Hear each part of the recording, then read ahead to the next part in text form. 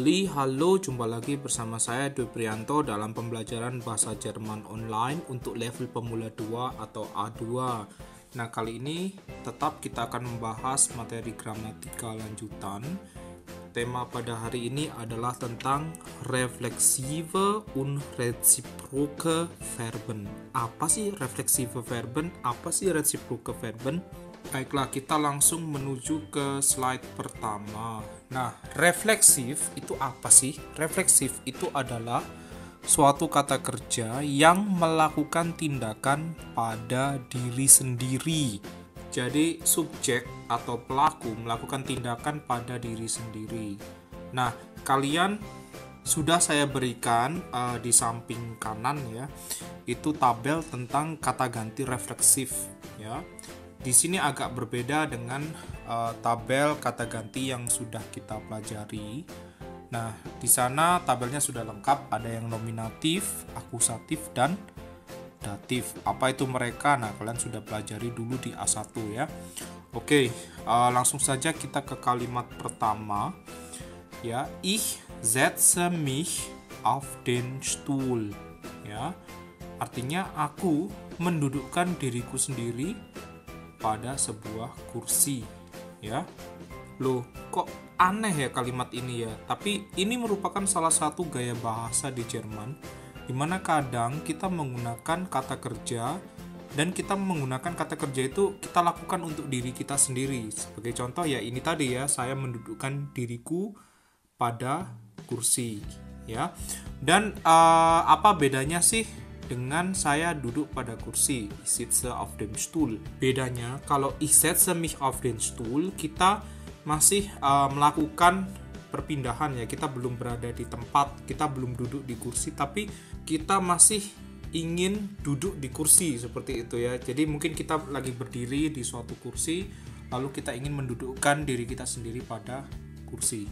Seperti itu. Maka setzen ya, seperti yang kita pelajari lalu ya, Wechsel prepositionnya itu diikuti oleh akusatif ya, karena masih terjadi perpindahan. Ich setze mich auf den Stuhl ya. Kemudian contoh kedua, er beeilt sich ya, dia memburu-burukan diri sendiri. Sich beeilen ya, beeilen itu artinya terburu-buru ya. Jadi er beeilt sich artinya dia memburu-burukan diri sendiri seperti itu. Nah, itu juga melakukan tindakan pada diri sendiri. Nah, itu kok sich dari mana ya? Kalian lihat tabel ya, akusatif ya, karena ini refleksif akusatif ya, sich di sana ya, er sich. Bisa nggak refleksif pronomennya itu datif? Bisa aja. Contohnya, nach dem Gehaltstag kaufe ich mir ein neues Handy. Setelah Gehaltstag, setelah gajian ya, aku membelikan diriku sebuah handphone baru. Nah, diriku ini tidak dibeli ya, jadi dia adalah objek tidak langsung, objek datif. Maka di sini kita menggunakan mir ya, seperti itu. Jadi refleksif itu adalah apa? Kalimat di mana subjek melakukan verb, melakukan tindakan ya, suatu aktivitas pada diri sendiri. Oke, jelas ya? Good. Yang kedua kita akan belajar tentang reciproc. Apa sih reciproc itu? Reciproc itu berarti saling ya. Kita menggunakan tabel reciproc pronomen karena ini saling, tentunya butuh lebih daripada satu orang ya. Maka di sini kita cuma mengambil 4 pronomen aja, ihr, wir, sie, und sie ya. Ia kalian, wir kami, sie mereka, dan sie Anda, karena Anda itu bisa untuk jamak juga ya. Kita lihat contohnya, Hans und Tina lieben sich ya. Hans dan Tina saling mencintai ya. Die Kinder schlagen sich auf dem Hof ya, anak-anak itu saling memukul ya, auf dem Hof, di halaman ya. Jadi sich di sini ya, itu menunjukkan makna reciprok atau saling ya. Jetzt müssen wir uns treffen. Sekarang kita harus saling pertemuan ya, treffen bertemu ya. Simple ya. Baiklah.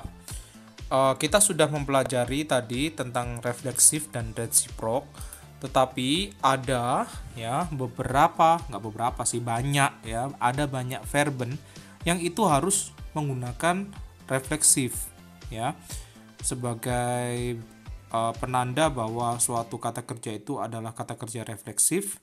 Kita kasih kata sich ya di depan kata kerja. Contohnya, sich anstrengen artinya berusaha keras, sich verabreden artinya janjian, sich entspannen artinya bersantai, sich beschäftigen artinya sibuk atau menyibukkan diri, sich konzentrieren artinya berkonsentrasi, sich engagieren itu artinya terlibat ya, sich langweilen artinya bosan, sich erkälten artinya meriang atau kedinginan ya, sich anziehen memakai baju, sich fürchten artinya takut, sich abtrocknen mengeringkan diri ya, sich schämen artinya malu, sich erholen artinya beristirahat, sich ausruhen artinya sama dengan sich erholen, sich beeilen artinya tadi mempercepat diri atau memburu-burukan diri, sich irren artinya salah ya, sich hinsetzen artinya mendudukkan diri, sich kümmern merawat ya, sich bedanken berterima kasih, sich aufregen jengkel, sich interessieren tertarik, sich freuen ya, dengan preposisi auf ini artinya menantikan atau mendambakan ya, sich freuen dengan preposisi über itu artinya senang, sich vorbereiten menyiapkan, sich gewöhnen terbiasa, sich ärgern marah, sich entscheiden memutuskan, sich sehnen rindu, sich entschuldigen artinya minta maaf, sich treffen bertemu, sich verabreden artinya janjian, sich entspannen artinya bersantai, sich beschäftigen artinya sibuk. Kemudian ada lagi sich waschen artinya mandi ya, tapi dengan lap ya, karena orang Jerman kadang cuma membasuh diri dengan lap ya. Sich duschen itu mandi tapi dengan shower, dengan pancuran. Sich informieren mencari info, sich auskennen mengenali, sich weigern menolak, sich schminken berdandan, sich rasieren mencukur ya, mencukur kumis maksudnya ya di sini ya. Sich bewegen artinya bergerak, sich kämmen artinya menyisir diri sendiri ya, sich erinnern itu mengingat ya, sich fragen bertanya-tanya atau mungkin bertanya pada diri sendiri.